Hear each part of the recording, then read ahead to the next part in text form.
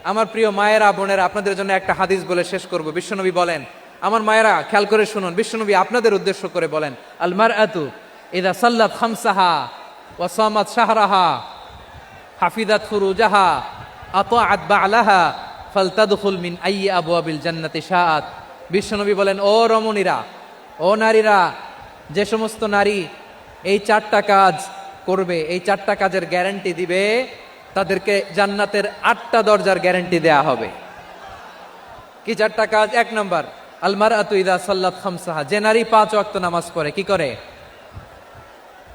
জেলা স্টেডিয়ামে অবস্থানরত আমার নারীরা বোনেরা, বিশ্বনবী আপনাদেরকে 4টা কাজের কথা বলেছেন, খুব বেশি না। 4টা করলে 8 জান্নাতের দরজা সব খোলা। কোনটা দিয়ে যাবেন? যেটা দিয়ে মনে চায়। 1 নম্বর, 5 ওয়াক্ত নামাজ। আমার বোনেরা জোহরের নামাজ পড়তে পড়তে এটা আসরে নিয়ে যায়, আসর পড়তে পড়তে এটা মাগরিবে নিয়ে যায়। এরকম আসরা নাই? লালমনিরহাটে হয়তো নাই।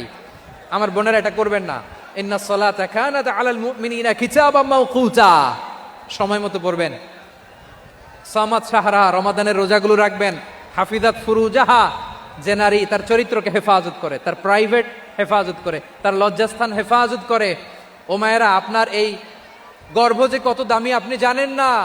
আপনার এই গর্ভ থেকে জন্মাবে আগামীর সালাহুদ্দিন আল আইয়ুবী। আপনার গর্ভ থেকেই জন্মাবে ইমাম আল মাহদি আল মুনতাজার। আপনার পেট থেকে জন্মাবে আবু সাইদের মতো বীর সৈনিক। আপনার পেট থেকে জন্মাবে মুগ্ধের মতো বীর মুজাহিদ। আপনি জানেন না কে আসবে আপনার পেট থেকে।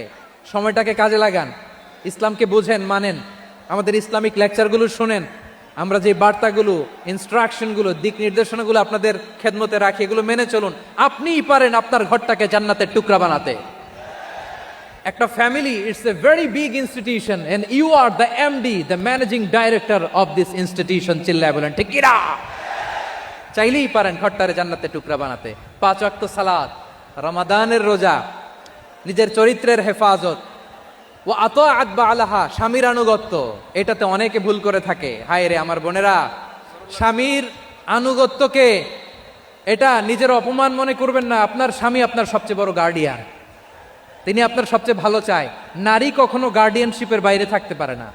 হয় আপনি বাবার গার্ডিয়ানশিপের ভেতরে, বাপ না থাকলে ভাই আপনার গার্ডিয়ান, ভাই না থাকলে চাচা গার্ডিয়ান, বিয়ের পরে আপনার স্বামী আপনার গার্ডিয়ান। শরিয়া সম্মত স্বামীর আদেশগুলো আপনি মেনে চলবেন, কিন্তু শরিয়া বিরুদ্ধ কোনো আদেশ মানতে আপনি বাধ্য নয়। আওয়াজ করে বলুন সবাই ঠিক কিনা?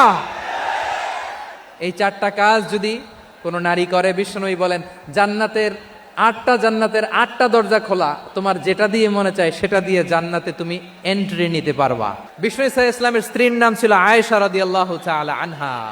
আবু বকর রাদিয়াল্লাহু তাআলা আনহুর মেয়ে। আবু বকর রাদিয়াল্লাহু তাআলা আনহুর আরেক মেয়ের নাম হচ্ছে আসমা। দুজনই আবু বকর রাদিয়াল্লাহু তাআলা আনহুর মেয়ে। আসমা আর আয়েশা দুজন বোন, এক মায়ের না, বাবা এক, মা দুজন। আয়েশা রাদিয়াল্লাহু তাআলা আনহার মায়ের নাম উম্মে রুমান, আর আসমা রাদিয়াল্লাহু তাআলা আনহার মায়ের নাম কুতাইলা বিনতে আব্দুল উজ্জা।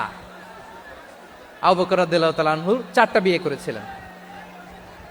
তো একই ঘটনা ঘটেছে এই ফ্যামিলিতে। আসমা ইসলাম ধর্ম গ্রহণ করে মুসলিমা, কিন্তু তার মা কুতাইলা মুশরিকা।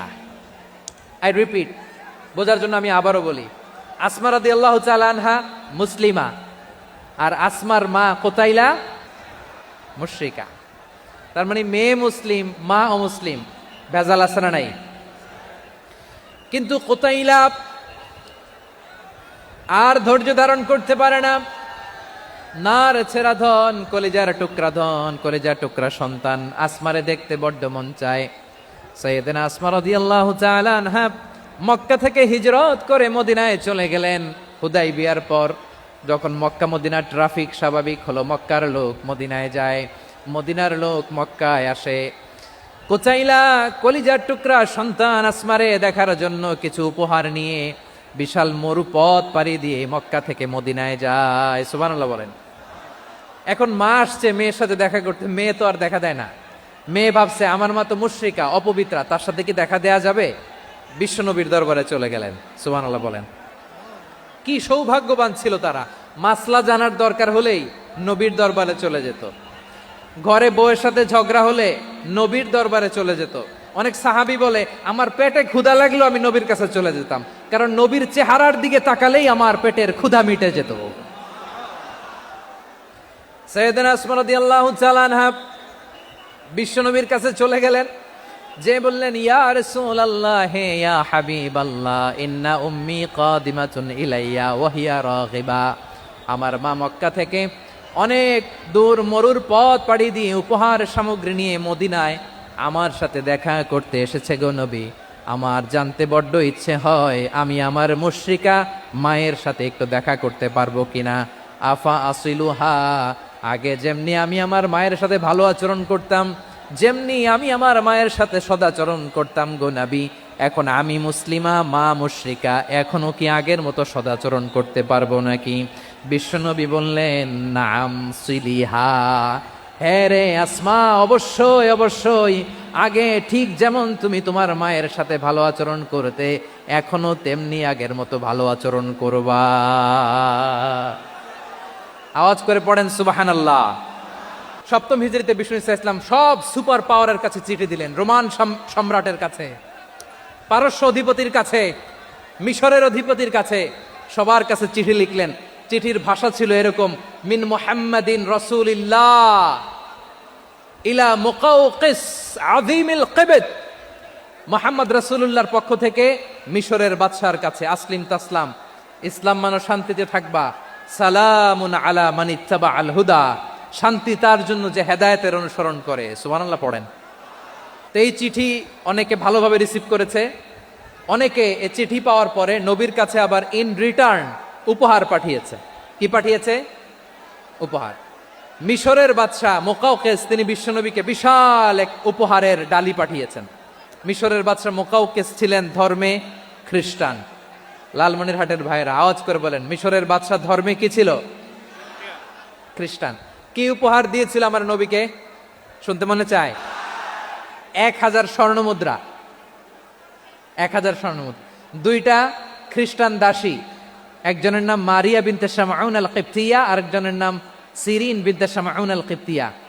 একজন খ্রিস্টান দাস 20 থান কাপড় জামা বানানোর জন্য, আমরা নবী যেন সেলাই করে জামা বানাতে পারে এজন্য 20 থান কাপড়, 20 থান ফাইন গার্মেন্ট। সুবহানাল্লাহ পড়বেন না? এরপরে একটা গাধা যেটার নাম ছিল উফাইর, আর একটা খচ্চর, এটার নাম ছিল দুলদুল। খচ্চর চিনেন? গাধা আর ঘোড়ার ক্রসিং এ যে প্রাণীটা দুনিয়াতে আসে ওটার খচ্চর বলে। তো এই যে সুপার পাওয়ার খ্রিস্টান বাদশার কাছে নবী চিঠি লিখলেন, ওই খ্রিস্টান বাদশা আমার নবীকে উপহার দিল। বিশ্বনবী এই উপহারগুলো সানন্দে গ্রহণ করেছে। সুবহানাল্লাহ পড়বেন না? তাহলে অমুসলিম কেউ যদি আপনাকে উপহার দেয়, হালাল উপহার হলে আপনি গ্রহণ করতে পারবেন। অনুরূপভাবে পারস্যের বাদশাহ, রোম সম্রাট বিশ্বনবীকে উপহার পাঠিয়েছেন। আমার নবী সবগুলো উপহার গিফট গ্রহণ করেছেন। সুবহানাল্লাহ বলেন। তাহলে প্রিয় লালমনিরহাট, আওয়াজ করে বলুন, ইসলাম কি ন্যারো মাইন্ডেড রিলিজিয়ন না ব্রড মাইন্ডেড? আম্মাজান আয়েশার কাছে মাসালা জানতে চায় মেয়েরা, হে আম্মাজান, অগ্নি উপাসকেরা তাদের ঈদের দিন নওরোজের সময় আমাদেরকে পাখি দেয়, নেওয়া যাবে? উনি বললেন, ওরা জবাই করে দিলে নেওয়া যাবে না, কিন্তু ওরা যদি ফলমূল এরকম খাবার দেয় এগুলো নেওয়া যাবে। তার মানে অমুসলিমদের দেয়া উপহার এটা গ্রহণ করা যায়। সুবহানাল্লাহ বলেন।